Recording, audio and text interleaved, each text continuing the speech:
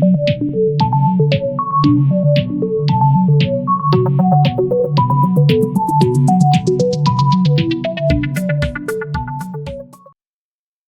malam teman-teman, selamat datang di channel Wims Komputer. Pada video kali ini saya ingin menjelaskan sebuah artikel yang sudah saya tulis di website wimskomputer.xyz, yakni mengenai dasar pemrograman web. Jadi video ini bersifat sebagai video penjelasan ya, penjelasan tambahan lebih tepatnya, agar teman-teman bisa lebih mengerti mengenai artikel yang kita bahas pada video kali ini. Nah, yang pertama yang ingin saya tambahkan adalah mengenai 3 poin ini ya. Aplikasi web, pemrograman web, dan website. Sekilas antara aplikasi website dengan website ini sama ya. Kalau perbedaannya secara teori, teman-teman bisa melihat sendiri. Yang pertama itu, aplikasi web adalah sebuah aplikasi yang dapat diakses dengan perambah web melalui suatu jaringan internet. Yang mana aplikasi ini juga berjalan menggunakan mekanisme aplikasi yang sudah ada pada sistem web, yaitu WWW atau World Wide Web. Sedangkan website adalah kumpulan halaman informasi data digital, baik itu teks, gambar, video, audio, dan yang lain-lain. Ya, secara teori itu. Tapi apalagi yang membedakan antara aplikasi web dengan website? Kalau aplikasi web itu sifatnya adalah interaktif. Jadi kita bisa berinteraksi dengan aplikasi web itu. Namun website itu adalah bersifat informatif. Ya, yang mana bersifat informatif itu berarti dia memberikan informasi saja. Dia tidak bisa berinteraksi dengan kita selaku usernya. Nah, itu perbedaannya. Sedangkan kalau pemrograman ini adalah kegiatannya ya, kita berkegiatan membuat sebuah aplikasi, baik itu aplikasi web ataupun website. Kemudian ada cara kerjanya juga ya, ada 5 poin di sini. Mulai dari pengunjung website itu mengakses halaman website, kemudian data tersebut terkirim ke registrar melalui jaringan internet. Ya, registrar ini adalah perusahaan tempat website terdaftar, atau mungkin lebih ke mirip ke hosting ya, ataupun ya hosting, lebih mirip ke hosting. Terus kemudian registrar memerintahkan DNS server untuk mencari alamat yang diminta ya. Kemudian DNS server mencari atau menemukan alamat yang diminta dan memerintahkan hosting server untuk memberikan file yang diminta pengunjung. Ya, kemudian file yang diberikan oleh hosting server akan diterima dan ditampilkan oleh web server. Yang perlu digarisbawahi adalah 5 poin ini hanya terjadi dalam sepersekian detik saja. Tergantung kecepatan website kecepatan jaringan internet yang kita punya. Seperti itu. Terus ada kelebihan dan kekurangan website. Kelebihannya antara lain gampang diakses asal Anda punya jaringan internet ya pada perangkat yang teman-teman pakai seperti PC, laptop ataupun smartphone. Terus juga teman-teman tidak ribet ya untuk mengakses website. Teman-teman cukup punya yang namanya web browser ya, tidak perlu install yang lain. Kemudian ada biayanya murah juga. Biayanya murah, tidak perlu mahal. Terus kemudian proses instalasi dan pemeliharaan, maintenance juga tidak sulit. Ya, cukup simple. Malah cenderung mudah. Begitu. Terus kekurangannya jelas kalau teman-teman tidak ada sinyal internet ya, atau sinyalnya sedang atau berada di area yang sulit untuk mendapatkan sinyal internet, ini juga menjadi satu kekurangan kita. Teman-teman nggak punya web browser juga salah satu kekurangan kita juga dalam mengakses halaman website atau aplikasi web ya. Terus kemudian ada jenis website. Ini secara umum ada 3. Yang pertama ada website statis, yang mana web ini berisi informasi yang tidak berubah-ubah, atau informasi di dalam website ini sifatnya tetap ya, tidak diubah oleh si pemilik. website. Contohnya adalah web profil perusahaan. Kalau web profil perusahaan itu kan bisa dibilang isinya kan tidak berubah ya. Misalnya dalam informasi web perusahaan itu ada sejarahnya, latar belakangnya, alamat dan sebagainya. Itu kan tidak berubah biasanya. Nah, itu disebut sebagai website statis. Yang berikutnya ada website dinamis ya. Itu lawan dari website statis, di mana website ini berisi informasi yang bisa berubah-ubah ya, tergantung dari pemilik websitenya sendiri. Contohnya adalah website portal berita. Kalau website portal berita itu kan beritanya kan selalu ada yang baru, isinya pasti yang berita-berita yang terupdate ya. Makanya website portal berita itu bisa dikategorikan sebagai website dinamis. Kemudian ada website interaktif ya, mirip seperti web dinamis ya, isinya bisa berubah-ubah di dalamnya. Tapi website interaktif ini juga memungkinkan kita selaku user untuk berinteraksi dengan user yang lain. Nah, contohnya adalah web sosial media. Contohnya seperti Instagram, Facebook, Twitter, dan lain-lain. Nah, dalam membuat sebuah aplikasi website atau web ya, teman-teman perlu menguasai 5 bahasa pemrograman. Idealnya ya. Idealnya. Yang pertama ada HTML. Ya, HTML atau kependekan dari Hypertext Markup Language. Ya, ibarat tubuh manusia, HTML ini adalah badannya, tulang dan badannya.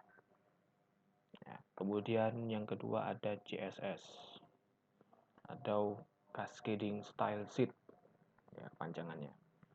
Yang mana kalau ibarat kata dia adalah baju yang dipakai oleh manusia untuk mempercantik tampilan halaman web, untuk mempercantik tampilan manusia itu agar terlihat tampan ataupun cantik. Nah, CSS itu berfungsi seperti itu, mempercantik tampilan halamannya. Kemudian ada PHP, yaitu Hypertext Preprocessor, yang mana PHP ini berfungsi untuk memproses datanya, ya, memproses data dari sisi server. Jadi apa yang diminta apa yang diminta oleh user, oleh kita selaku klien, itu akan diproses oleh server dengan menggunakan bahasa pemrograman PHP ini. Kemudian ada SQL atau Structured Query Language, yang mana bahasa pemrograman ini berfungsi untuk mengatur transaksi data antara aplikasi website dan tempat penyimpanan data atau storage. Ya, misalnya teman-teman mau mendaftar email baru misalnya ke Google. Di situ teman-teman harus memasukkan nama, alamat, tempat tanggal lahir, ya, dan sebagainya. Nah, data-data yang dimasukkan tadi itu disimpan di storage Google, yang mana transaksi penyimpanan data tadi menggunakan bahasa SQL, ya, menggunakan bahasa SQL. Seperti itulah. Kemudian yang kelima ada JavaScript. Kalau PHP ini memproses data dari sisi server, ya, maka JavaScript ini memproses data dari sisi klien, ya, serta membuat tampilan HTML dan CSS itu bergerak secara dinamis, jadi nggak kaku gitu. Jadi JavaScript itu biasanya digunakan untuk agar tampilan HTML atau tampilan halaman web itu tidak terlihat kaku, tapi justru terlihat seperti terkesan luas gitu, dinamis ya. Terus kemudian selain bahasa pemrograman, teman-teman juga perlu yang namanya software yang harus teman-teman pakai atau harus teman-teman punya ketika teman-teman mau membangun atau membuat sebuah aplikasi web. Yang pertama ada web authoring. Contohnya adalah Adobe Dreamweaver. Jadi di Adobe Dreamweaver itu ketika teman-teman bisa sedang mengetik script ya, HTML misalnya, maka teman-teman langsung bisa melihat hasilnya di Adobe Dreamweaver. Nah, seperti itu web authoring. Sedangkan yang kedua ada text editor. Text editor ini berbeda dengan web authoring yang mana teman-teman tidak bisa melihat hasilnya secara langsung. Teman-teman hanya bisa menulis skripnya saja. Ya, contohnya adalah Notepad++ dan Sublime Text. Sebenarnya di Windows itu ada text editor bawaan ya, yaitu Notepad. Tapi saya tidak sarankan ya atau tidak rekomendasikan teman-teman membuat aplikasi web dengan Notepad. Satu, tampilannya terlalu simpel. Teman-teman akan kesulitan ketika teman-teman menemukan sebuah masalah atau kesalahan dalam penulisan skrip. Ya, kecuali kalau misalnya skrip itu hanya sekitar hanya berpuluh-puluh baris.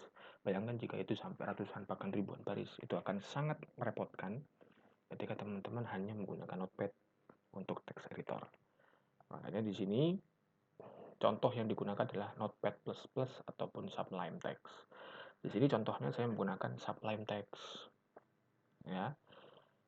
Kemudahannya adalah satu, dibanding dengan Notepad, di Sublime Text ada angka-angka ini yang menunjukkan baris teks atau baris script ya. Baris script yang ada di sini. Ini akan sangat memudahkan kita ketika kita menemukan sebuah error atau kesalahan dalam penulisan script. Ketika script itu salah di baris kesekian, kita cukup membuka Sublime Text, lihat baris kesekian itu di sini, oh ketemu baru kita betulkan. Jika kita menggunakan Notepad, kita harus menghitungnya satu-satu, dan itu akan lama dan melelahkan. Ya kalau barisnya benar, kalau salah, nah itu juga jadi masalah baru. Kemudian yang selanjutnya ada web browser. Ini salah satu elemen penting ya yang perlu kita punya ketika kita membangun sebuah aplikasi web. Ya, karena aplikasi web browser ini berfungsi untuk melihat hasil dari tampilan program yang sudah kita buat skripnya dengan text editor. Nah, contohnya adalah Google Chrome, ada Mozilla Firefox, dan Opera. Ya. Yang juga saya harus garis bawahi mengenai web browser adalah pastikan teman-teman punya web browser yang support dengan versi HTML, versi CSS, dan versi PHP yang terbaru. Karena kalau tidak support, biasanya hasilnya akan cenderung gak karuan ya. Hasil tampilannya akan cenderung gak karuan. Satu. Yang kedua, ada warning kalau misalnya itu berkaitan dengan script PHP. Ya, ada warning. Bukan error ya, warning saja. Peringatan, begitu. Nah, makanya teman-teman harus memperhatikan apakah web browser yang teman-teman pakai ini support versi HTML terbaru, CSS terbaru, atau PHP terbaru. Tiga itu. Kemudian ada web server yang terakhir.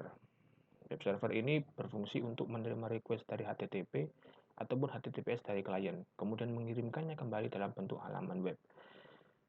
Ini tidak menggunakan jaringan internet ya teman-teman ya. Kalau kita akses website kan harus online ya. Tapi dengan web server kita bisa mengakses website dengan tanpa jaringan internet. Ya, dalam artian kalau orang-orang programmer biasanya menyebutnya ini kita akses secara lokal, ya, secara offline, begitu. Tujuannya adalah biasanya untuk menguji apakah website atau aplikasi web kita ini sudah berjalan benar, sudah berjalan baik atau tidak. Nah, contohnya di sini adalah Apache ya, Apache. Ada satu lagi aplikasi yang biasa digunakan programmer untuk web server ini, yaitu adalah Exam. Ya, Exam ini memiliki 5 modul, salah satunya adalah Apache. Nah, ini lebih ringkas. Ya, saya lebih ringkas daripada teman-teman harus menginstal aplikasi Apache atau download Apache secara terpisah ya. Tapi dengan Exam teman-teman Apache ada, MySQL untuk transaksi datanya ada, FileZilla untuk transfer datanya ada. Jadi teman-teman cukup praktis lah kalau misalnya kita menggunakan Exam ini nantinya. Untuk penjelasan Exam nanti ada sendiri ya. Saya akan jelaskan secara terpisah dengan video ini nantinya.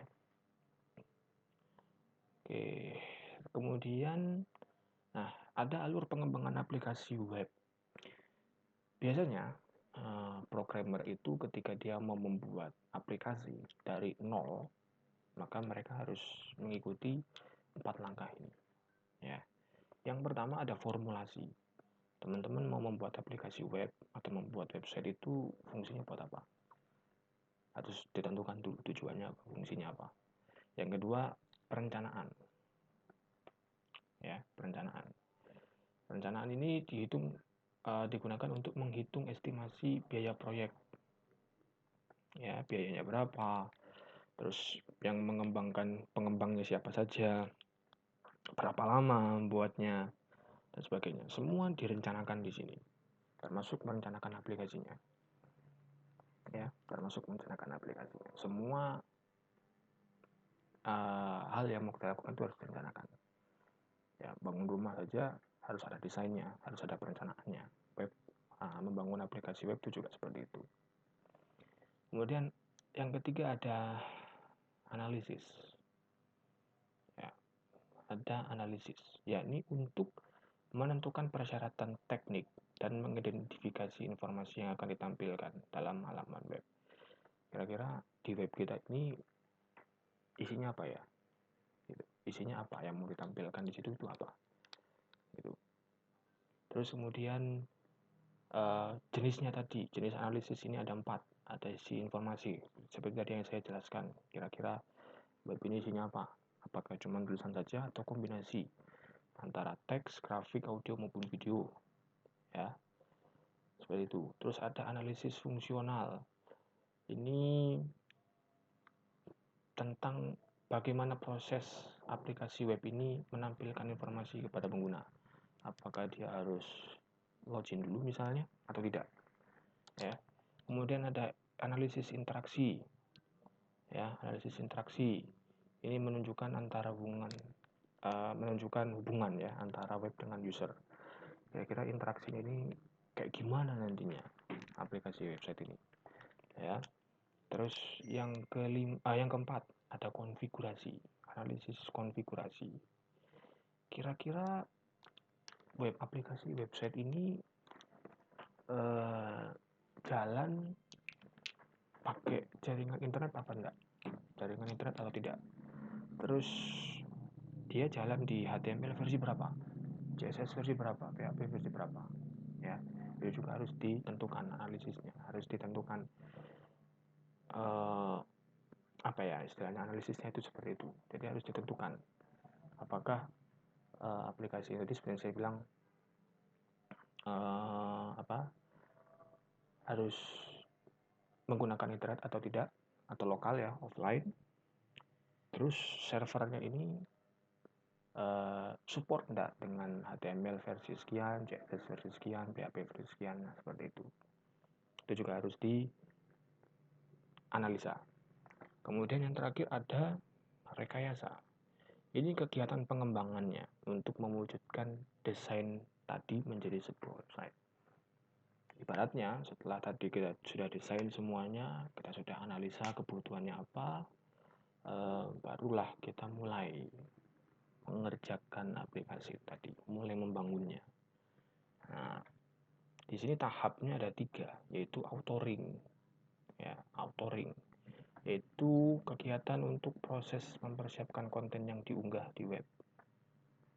Ya, seperti mungkin misalnya teman-teman membuat website portal berita ya, teman-teman harus mempersiapkan nih kontennya apa saja yang akan dimasukkan di website berita tadi. Terus kemudian ada styling. Styling ini membuat tampilan halaman browser. Ya. Membuat tampilan halaman browser. Tampilnya gimana? Harus ditata dengan rapi, ditata supaya terlihat lebih menarik. Nah, itu styling. Kemudian scripting, yaitu membuat aplikasi dengan bahasa pemrograman web terkait. Nah, authoring, styling ini jadi satu dengan scripting. Kalau misalnya teman-teman mau membuat halaman HTML, teman-teman halaman web ya, maka teman-teman harus menggunakan bahasa HTML. Mau mempercantik tampilan halaman web, maka teman-teman harus menggunakan CSS. Teman-teman mau web itu bisa memproses data, teman-teman harus menggunakan bahasa PHP. Teman-teman mau web itu bisa menyimpan data, maka teman-teman harus menggunakan bahasa pemrograman SQL. Nah, seperti itulah scripting. Oke, saya rasa mungkin cukup lah ya untuk penjelasan tambahan ini. Saya pikir tadi itu cukup pendek ya, tidak terlalu panjang, tapi ternyata cukup panjang juga. Tapi intinya untuk memulai membangun sebuah aplikasi website, teman-teman harus paham dulu konsep website itu seperti apa konsepnya ya. Harus mempelajari dulu alurnya juga, alur pemrogramannya juga. Karena tanpa itu teman-teman pasti akan merasa kesulitan untuk memulai membangun sebuah website. Mungkin sekarang ada yang serba instan ya, tidak perlu scripting seperti yang tadi saya jelaskan, mengerjakan di text editor dan sebagainya. Ada cara praktisnya sekarang ya di era modern sekarang. Tapi yang terpenting teman-teman kembali lagi harus tahu konsep website itu seperti apa, alur website itu seperti apa, atau alur pemrograman secara umum itu seperti apa. Harus tahu, karena itu adalah fondasi awal kita untuk memulai sebuah proyek aplikasi web. Baik, sekian untuk video kali ini. Saya mohon maaf kalau ada salah-salah kata. Sampai jumpa lagi di video selanjutnya di Webs Komputer. Selamat malam.